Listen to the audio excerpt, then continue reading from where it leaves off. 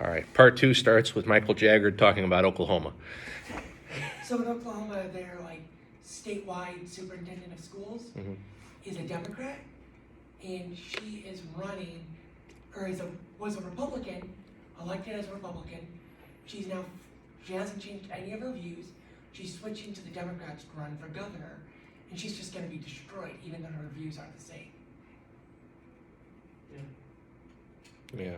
Because she's gonna, at the end of the day, she's gonna have that, D next to her name on the ballot. And without putting in multi-member districts or proportional representation, there's never going to be a way to get around that. Right. Because even if you ban political parties, even if you completely make it to where every person is just on their own, there's always going to be that, well, I used to be a Democrat. And it's like, all right, cool, I'm voting for them. Right. Like, I used to be a Republican. All right, I'm voting for them. It's like you have to be able to actually have a wide choice of people to make it to where you're not choosing between black or white, you're choosing between option A, B, C, D, F, question mark. You've got so many different options. It kind of devalues the party name itself and more on the policies. Absolutely. Absolutely. So these constitutional conventions, the last time we had one was in 1970. They are meant to amend or replace a constitution. They're called by a resolution. We have one, we're asked every 10 years, do you think we need a constitutional convention in Illinois? I think it's every 20 years. You're right, yeah, every 20 years. If they say yes, then we have one. So the state legislature passes a resolution, it's referred to a statewide referendum. So if they say yes, the people, we have a convention. And then there's a selection of delegates. I'd love to be a delegate to the Constitutional Convention. That'd be Dressed fun. in full-on 16th century garment, walking around, top hat, pilgrim, part of the original Constitution Convention. I just expand our House and abolish the Senate. What have you got against the Senate? I think just having two bodies, just kind of slows things down. I mean, look at the filibuster in the Senate. But bills easily get through the House at the federal level, but get screwed over in the Senate because a minority holds things up. Yeah, not to mention the fact that the entire idea of the Senate in the United States was created to give slave states with fewer white citizens more power. To be able to, because at the end of the day, it's either they made it to where the blue states got more power because of the 3/5 compromise, or you weren't going to count slave votes at all because they couldn't vote, and you were going to have very small white population states completely losing control in House of Representatives. So the entire thing is based off of slavery being a serious issue. So why are we still having this archaic Senate that's supposed to off-put, like not counted and disenfranchised voters when we don't have that anymore? No. You guys have an essential misunderstanding of the institution. The Senate was created to give initially states a voice at the table. Each state had two senators that the legislatures in the states picked by hand to go to Washington. And they sat in Washington for as long as they made the state happy or until they wanted to leave, whichever came first. That had nothing to do with slavery. It was just created so that each state was represented equally regardless of population size. Now we fell a long way, and now we directly elect the senators, but it's still to the same purpose, so that Illinois, with a larger population than Montana, still there is equal representation, which we don't get in the House of Representatives. Right. Okay. I did not know that, but Well, I'm glad I told you that. yeah, thank you. That changes the background, but the actual view on the Senate still doesn't change. Why are we giving power to a minority? Why is the solution to take power away from a majority?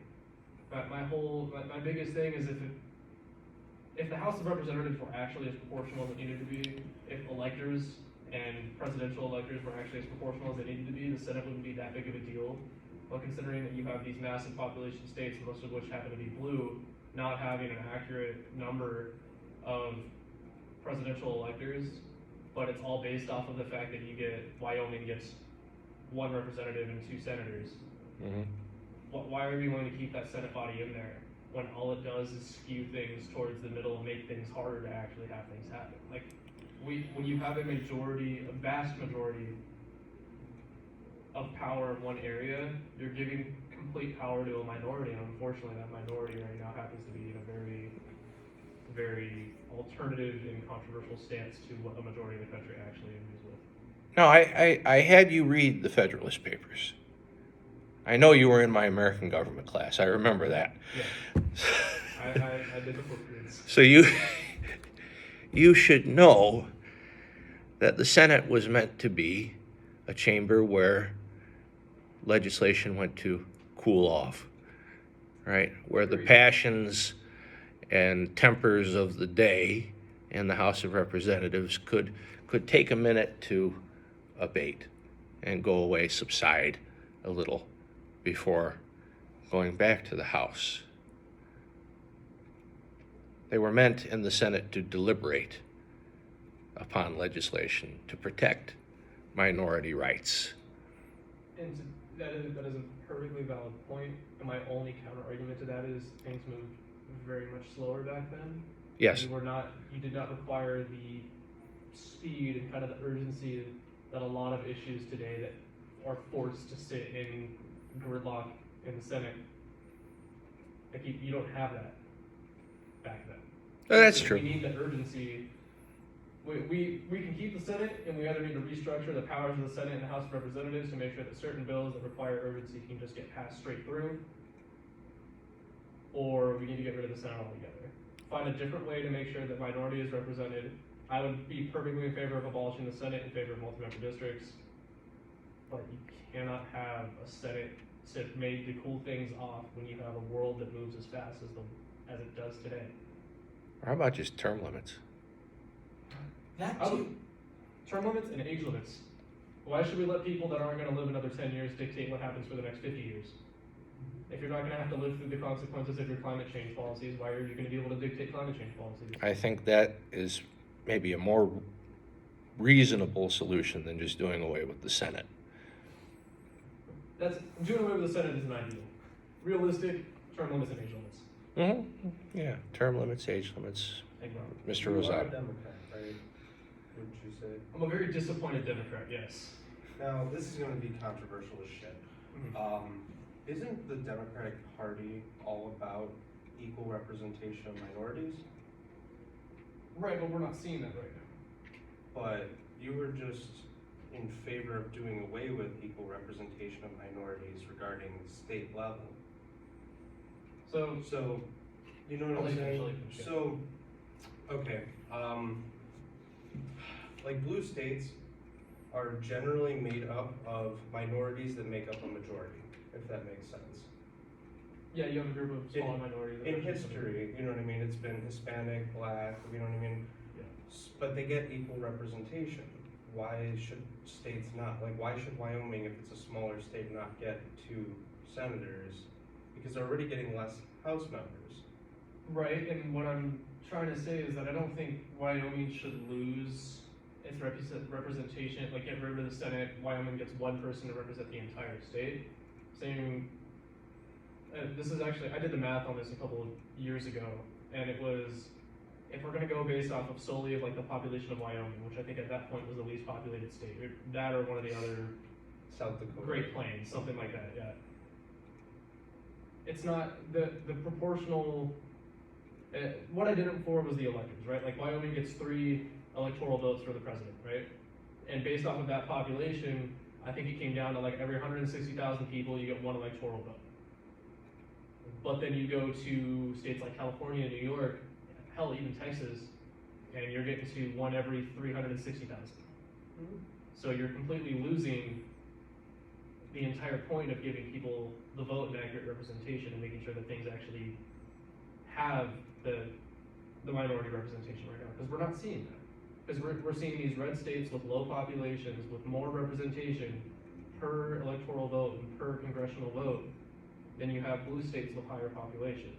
And so that's my thing, is when you have the Senate, it's like, we could abolish the Senate, we could have an accurate and more representative body in the House that reflects populations more, so that way states like Wyoming do get more representation in that House of Representatives, which is where all financial bills start, which is arguably the more powerful legislative body as far as drafting and creating legislation.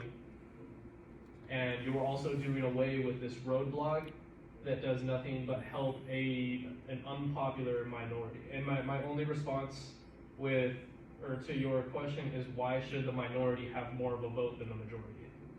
If we're really talking about equal representation across both parties and all political points of view, why is it that we have smaller states with more representation?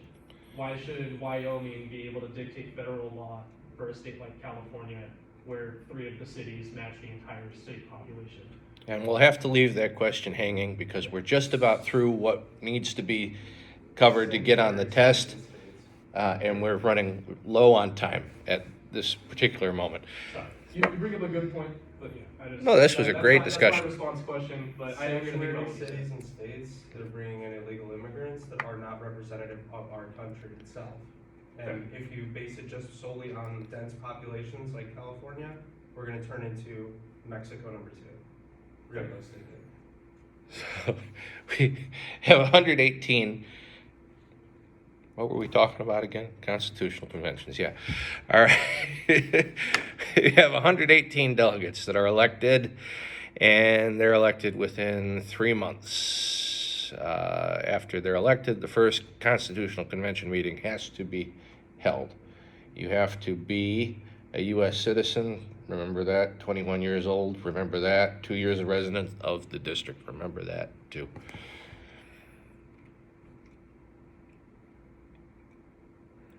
So constitutional revision commissions are much smaller and a little bit different. So they're a panel of appointed citizens. Either the governor or the state legislature does it. More limited in scope, and they're less democratic as panelists or appointees rather than elected by the people.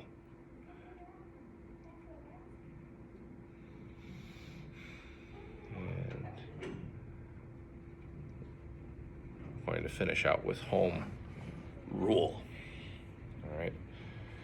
So if you're listening at home, slide 26 is the last slide you need to be worried about.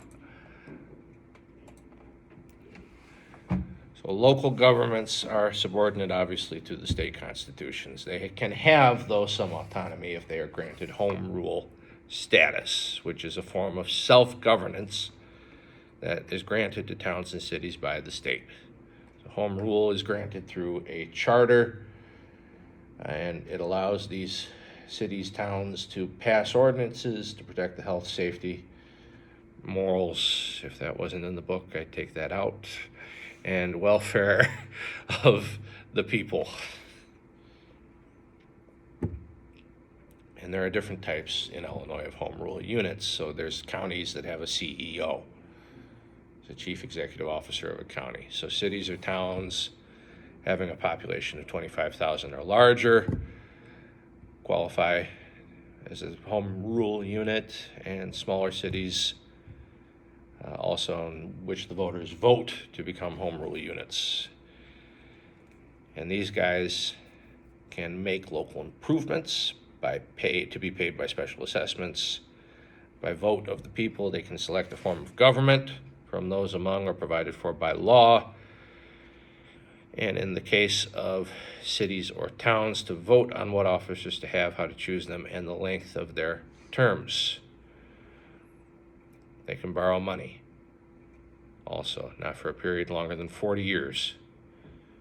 If it is to be paid back through real estate taxes, and they can put special taxes on areas to pay for special services in those areas. So like in my city, Lincoln, question was on the ballot if I wanted to implement a special tax to help refurbish and renovate the courthouse in the town square. It's built in like 1908, I think, and it was just falling apart. That would be a home rule thing, because it would be paid for by, I think it was like a penny or a nickel tax on everything you buy at local businesses. I voted no, but it passed anyway. That's an example. Seems like there's more transparency then. There's more transparency then. Yeah, there's more transparency, certainly. A good thing. Yeah, certainly. Just to clarify, sorry, so what is Peoria? Peoria is a home rule unit, right? Because we have 25,000 or larger. Yeah, I want to say yes, but let me check it just in case.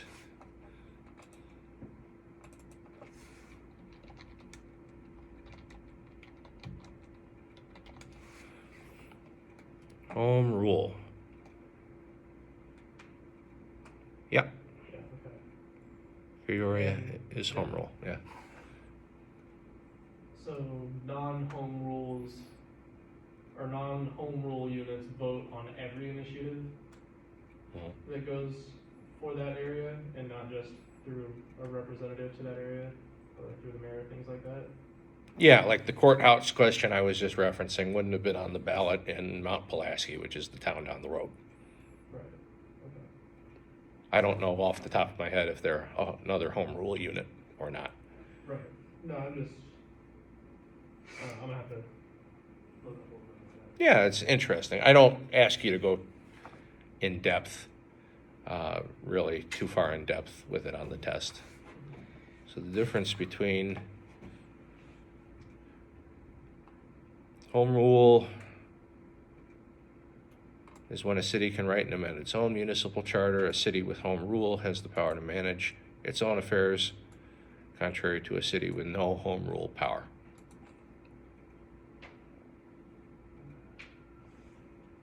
Yeah.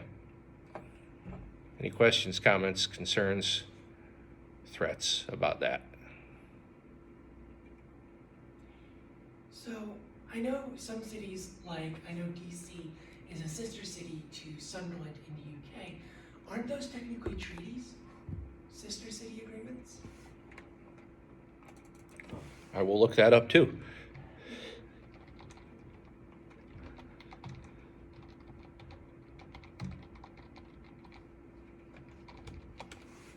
I don't think so.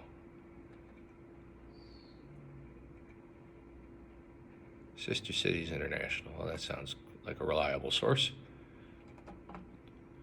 So a sister city, county, or state, long-term partnership between two communities in two countries.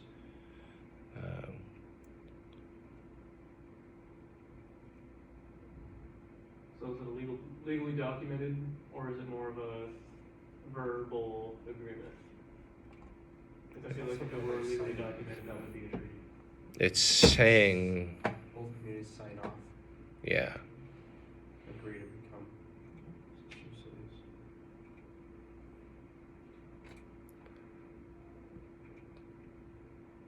You should not try to start a new sister city or sister city organization without first engaging an existing organization.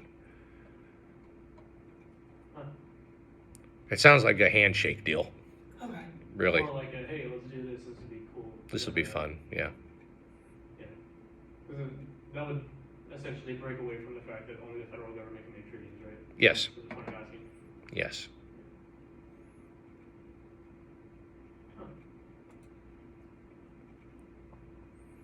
Relationship is a broad-based, long-term partnership.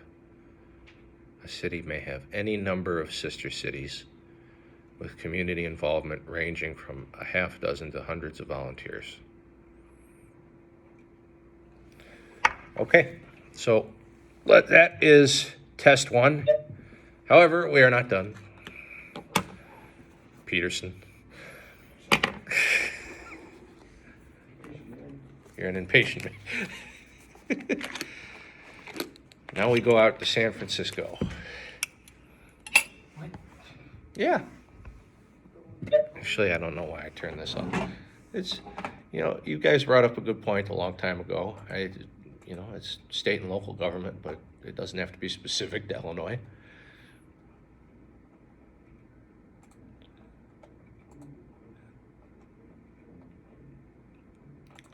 So the San Franciscans, I don't know, maybe that's how you say it, recalled 3 of their school board members recently. I get these in my mailbox all the time. This is the first time I've ever used one, from CQ Press Lecture Spark.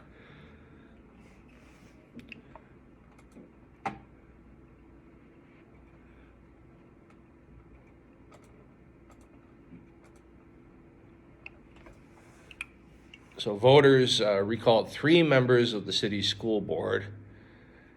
They attribute the recall to unpopular initiatives and for putting politics over the needs of children. So the board tried to rename a third of the schools in the system, and the change to the admissions process at the prestigious Lowell High School. And Lowell High School out there, it's a springboard into great colleges and a wonderful life, evidently, from everything I've read up on it. It is primarily Asian American in population. So the recall election demonstrated the voting strength of Asian Americans in San Francisco. And here we go. I'm going to turn the recording off for copyright purposes.